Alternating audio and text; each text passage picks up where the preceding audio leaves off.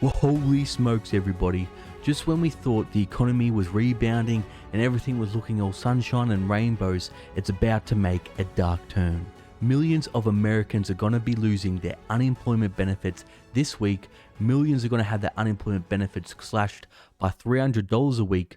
Also, we're going to see up to 750,000 people face eviction and also many people facing foreclosures. And this couldn't happen at a worse time when America is going into autumn and winter, and also when the illness is going around, cases are going out of control, consumer confidence is falling. It's looking like the American economy is going to have a sharp slowdown towards the end of this year.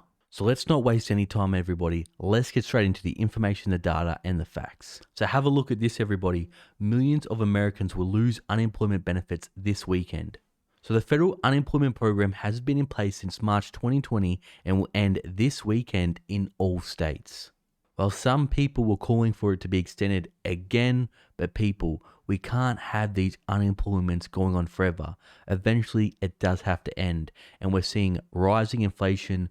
There's big labor shortages. Companies are finding it hard to hire people.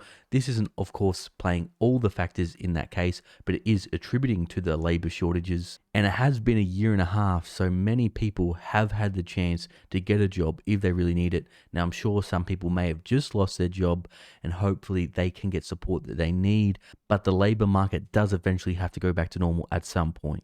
So almost 9 million Americans will lose benefits entirely, and another 3 million or so will see aid reduced by $300 a week, according to the Century Foundation. So with so many millions of Americans losing a lot of income, this means consumer confidence is going to continue to fall, which I'll bring up here in a moment to show that it is falling.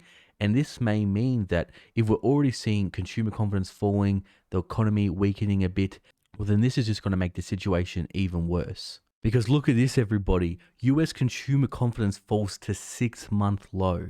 So it says here, absent of congressional action, the aid will lapse after Saturday or Sunday, depending on the state administration rules. Lawmakers seem unlikely to extend the policies for a third time, given improvements in the economy and labor market in recent months. So the White House supports ending the $300 weekly bonus payments as scheduled. Officials point to an average of 832,000 new jobs added per month over the last 3 months, and a US unemployment rate that's fallen to 5.4% of evidence of a rebounding economy. Now, you may think that the economy growing good and unemployment going down would be great for things like the stock market or housing market, but this could actually be bad for the stock market and housing market, because the stock market and the housing market right now is hooked on stimulus. So if the stimulus gets taken away and unemployment falls a lot quicker than the Federal Reserve has expected and inflation keeps going up, well, then that means they'll have to lift interest rates much sooner than they said. And of course, already 26 states moved to end most of all the federal benefits in June or July, earlier than official Labor Day cutoff. The governors, all Republicans except for Louisiana, said enhanced benefits were keeping people from looking for work and holding back economic recovery by exacerbating labor shortages. Just let me know if you run a business in the US, are you having trouble with labor shortages? Or if you're someone in the US looking for a job, is it hard to find a job in this labor market right now? But this is something I was talking about that could affect the economy. Decreases in spending may have adverse impacts on jobs if consumers pull back on dining out and other activities to save money.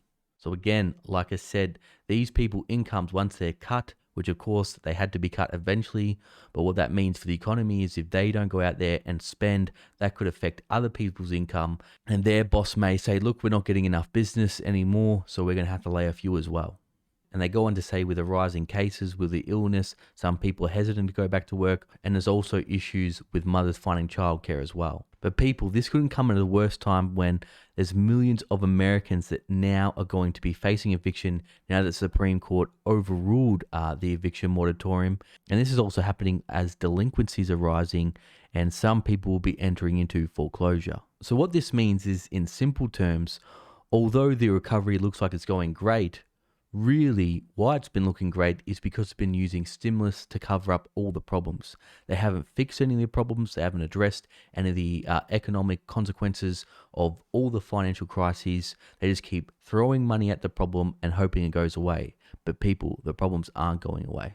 So what this means is we're going to have to continue to watch the data to see how big of an effect this has on the economy, and then how does the central banks respond to this, because that has a big effect on the stock market and the housing market with interest rates. So everyone, that was just a quick update with what's going on in the US with unemployment benefits ending, with the evictions going on, and it'd be very interesting to see if the banks do actually foreclose on people, or if all of a sudden they don't want to foreclose on people to keep the housing bubble going even higher.